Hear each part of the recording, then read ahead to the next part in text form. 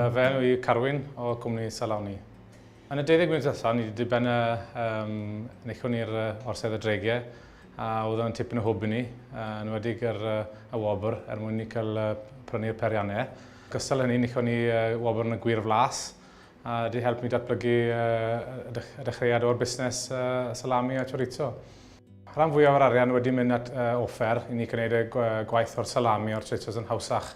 A lot o gwaith yn i falu'r cig lan, a periannau newydd yn safio lot o fawr amser i ni'n neud i ni. Mae hwn wedi helpu tipyn o amser ni. Ni cael canolbwyntio mwy ar farchnata a mynd i sioeau, achos fel lot o cynnyrchwyr, mae'n rhan fwy o'r amser yn cael ei wneud lan yn y gweithio'r cynnyrch, a ni wedi mas a datblygu a farchnata'r cynnyrch.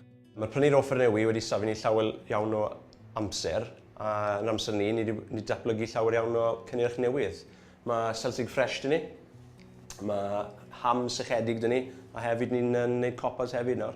Wel, fi'n credu bod yn dipyn mor sioc i ni ennill ar ôl dod i'r cais mewn, a mae hynny'n dod i hwb ni bod ni'n ennill i dilyn mlaen ar breuddwydio ni ar beth oedd y plans ni am y dyfodol, jyst edrych mlaen am yr 12 mis nesaf. Cynllun cyntaf i ni i symud i safle fwy o faint. Ni wedi gweld bod y safle lawer i fach i datblygu busnes ble ni am dde. A byddwn ni'n symud fewn i hen ystafelloedd caws ni sydd ddim yn cael ei defnyddio rhagor, a byddwn ni'n cael mynd i lle 4 waith yn fwy o faint, a byddwn ni'n cael ehangu tipyn fach yn fwy wedyn. Ni'n gobeithio ehangu tym bach ar yr safle, fydd ni'n lle fwy o faint, hen lle caws. Ni'n gobeithio defnyddio'r rheini, bydd 4 waith yn fwy o le gyda ni i oedfedu mwy o cig a mwy o lle ac lyfresteraid da ni wedi ni'n gwneud fwy o gynnyrch.